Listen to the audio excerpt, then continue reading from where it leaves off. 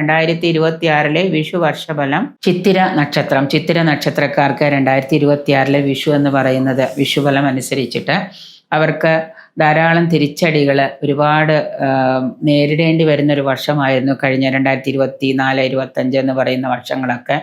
ഏറ്റെടുക്കുന്ന കാര്യങ്ങളൊക്കെ അവർക്ക് ഈ ഒരു വർഷം ആത്മാർത്ഥമായിട്ടൊക്കെ ചെയ്തു തീർക്കാൻ കഴിയുന്നതാണ്. കൂടുതൽ കാര്യങ്ങൾ അവർ ഏറ്റെടുക്കുകയും അത് എങ്ങനെയെങ്കിലുമൊക്കെ ആത്മാർത്ഥത കൊണ്ട് പൂർണ്ണമായിട്ടൊരു പൂർണ്ണതയിൽ എത്തിക്കാനൊക്കെ ആയിട്ട് അവർക്ക് സാധിക്കുന്നതാണ്. വ്യവസായ രംഗത്തൊക്കെ പ്രവർത്തിക്കുന്ന ആളുകൾക്ക് സമാധാനമായിട്ട് ഒരു അന്തരീക്ഷം ഉണ്ടാകാനൊക്കെ ആയിട്ട് കഴിയുന്നതാണ്. കുടുംബത്തിൽ പൊതുവെ ഒരു സമാധാനവും സന്തോഷമൊക്കെ കളിയാടുന്നതാണ് ഈ ഒരു വർഷക്കാലം. വിദേശത്തുള്ളവർക്ക് സ്ഥിര അനുമതി ലഭിക്കും. വിദേശത്ത് താമസിക്കാനായിട്ട് പോയിട്ട് അവിടെ അനുമതി ലഭിക്കാതെ PR കിട്ടാതിരിക്കുന്നവർക്ക് വിദേശത്ത് താമസിക്കാൻ സ്ഥിര അനുമതി ലഭിക്കുന്നതാണ്. ഭവന നിർമ്മാണം പൂർത്തിയാക്കുന്നതിനായിട്ട് കൂടുതൽ പണച്ചെലവുകൾ വരെയും എങ്ങനെയെങ്കിലുമൊക്കെ വീട് പൂർത്തിയാക്കി ഗൃഹപ്രവേശമൊക്കെ സാധ്യമാകുന്ന വർഷമാണ്. പുണ്യ തീർത്ഥയാത്രകളൊക്കെ ധാരാളമായിട്ട് ചെയ്യാനായിട്ട് ശ്രമിക്കുകയും അത് നടക്കുകയും ചെയ്യും. രാഷ്ട്രീയ രംഗത്തുള്ളവർക്ക് നേതൃത്വ പാടവം വഹിക്കേണ്ടതായിട്ട് വരുന്നതാണ്. നിങ്ങളുടെ സ്ഥാനത്ത് മറ്റാരെങ്കിലും ഒഴിഞ്ഞു പോവുകയും അതുകൊണ്ട് നിങ്ങളുടെ സ്ഥാനം അതിലേക്ക് മാറി നേതൃത്വ രംഗത്തേക്ക് നിങ്ങൾ ഉയരുന്നതാണ്. കാർഷിക രംഗത്ത് വൻ മാറ്റങ്ങൾ വന്നു ഭവിക്കുന്ന ഒരു കാലമാണ്.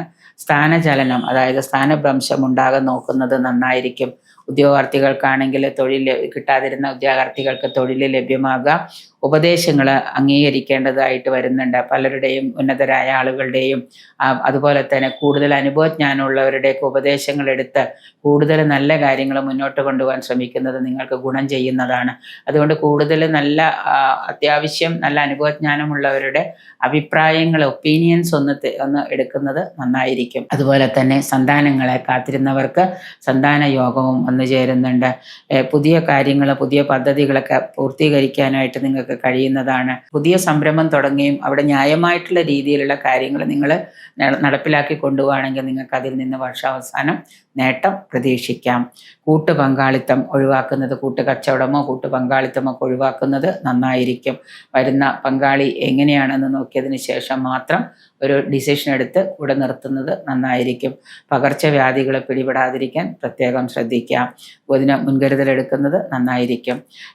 പല തൊഴിലുകളും കുലത്തൊഴിലുകളായിട്ട് ചെയ്തു തീർക്കാൻ ചില ആളുകൾക്ക് പുതിയ തൊഴിലിലേക്ക് ഏർപ്പെടുമ്പോൾ ബുദ്ധിമുട്ടുണ്ടാവുന്നത് കൊണ്ട് തന്നെ നിങ്ങളുടെ അച്ഛനപ്പൂപ്പന്മാരായിട്ടുള്ള ചെയ്തുകൊണ്ടിരുന്ന കുലത്തൊഴിലുകൾ, ജന്മവാസനയായിട്ടുള്ള ജോലികൾ, ഇതിലൊക്കെ ഏർപ്പെടുന്നത് കൂടുതൽ നേട്ടങ്ങൾക്ക് വഴിവെക്കുന്നതാണ്.